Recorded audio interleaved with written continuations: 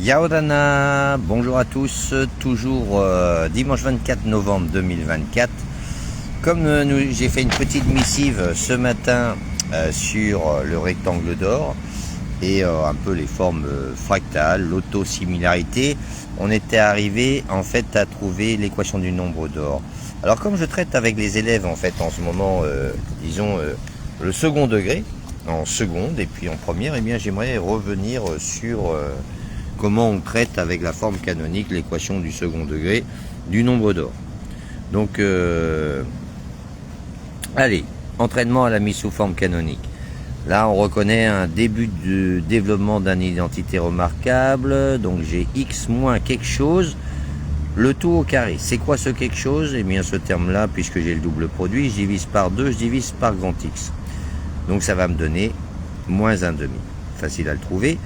Alors, essayons de développer x moins 1,5, le tout au carré. Alors, c'est a moins b au carré. A au carré moins 2ab plus b carré. Donc ici, ça donnera x au carré moins 2 fois l'un fois l'autre plus l'autre au carré, 1,5 au carré. Donc, le 2 part avec le 2, il ne reste plus que x au carré moins x plus, règle sur les puissances a sur b à la puissance n, a puissance n sur b puissance n. Donc, il ne reste plus que x au carré moins x plus un quart. Donc là, je vais assez vite, hein, puisqu'on a déjà fait cette vidéo. C'est juste un remake. Hein. Donc là, en fait, on note effectivement ce que l'on a mis ici. Et donc, ce terme-là, eh bien, on va essayer de l'isoler.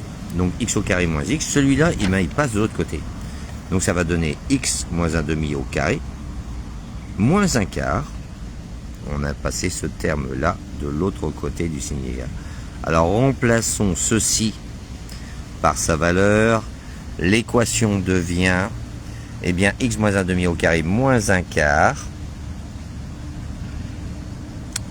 Donc, ce que l'on avait là. Et puis, il ne faut pas oublier le moins 1 que l'on avait ici, que l'on remet ici. Alors, on réduit les deux fractions ici au même dénominateur, le tout sur 4, ce qui va me donner moins 4. Moins 1, moins 4, donc ça fait moins 5, le tout sur 4.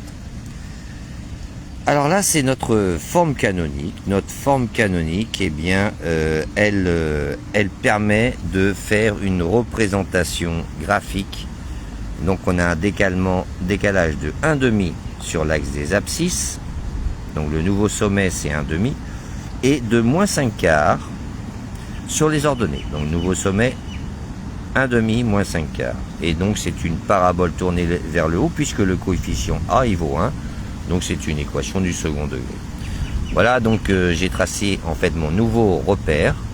Le repère d'origine étant celui-ci. Donc toujours l'intérêt du changement de variable pour se ramener dans des formes de fonctions de référence.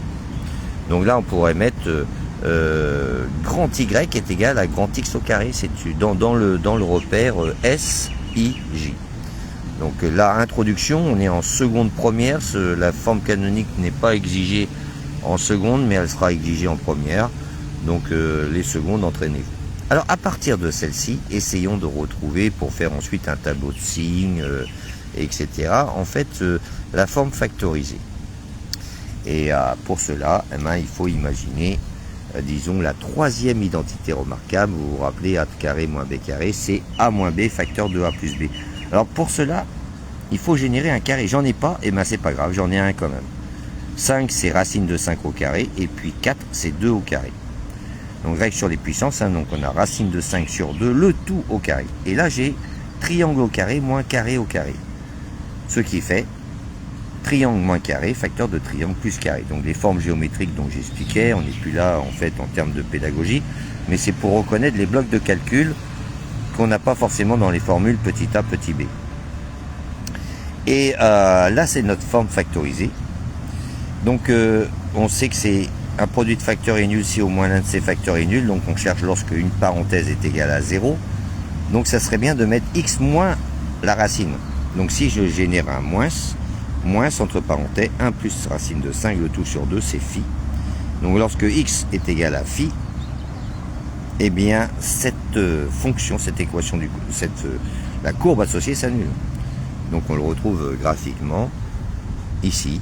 Quand petit x vaut phi, eh bien, la fonction passe par 0 Et donc l'autre racine, elle est ici, c'est l'opposé de son inverse, c'est moins 1 sur phi, moins 0,618, que l'on a ici dans la forme factorisée, puisque j'ai pris aussi la peine de mettre x moins la deuxième racine.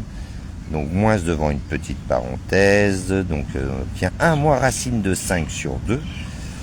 Racine de 5, ça vaut 2,23. Moins 2,23 plus 1, divisé par 2, on obtient moins 0,618. C'est cette deuxième racine moins intéressante, puisqu'en général, dans les problèmes que l'on traite, etc., on garde simplement la racine positive, c'est-à-dire phi. Voilà notre petite missive qui est un remake pédagogique sur mise sous forme canonique, représentation graphique et intérêt, comment on va retrouver la forme factorisée pour ensuite faire un tableau de signes et avoir, disons, la positivité ou la négativité de ce trinôme du second degré. Entre moins l'infini et moins 1 sur phi, cette fonction est positive.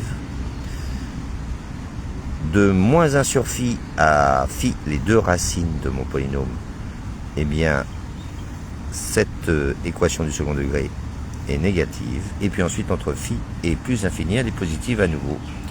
Donc ça nous a permis de travailler sur la forme canonique, sur la forme factorisée, à partir de notre trinôme du second degré, l'équation fondamentale du nombre d'or. Dimanche 24 novembre 2024, un remake, comment traiter seconde première. Un trinôme du second degré, pas n'importe lequel, c'est l'équation fondamentale du nombre d'or. On le voit en long, en large, en travers. Cette vidéo est à caractère pédagogique. Si vous avez aimé, vous likez et n'oubliez pas de partager. Nana, bon week-end à tous.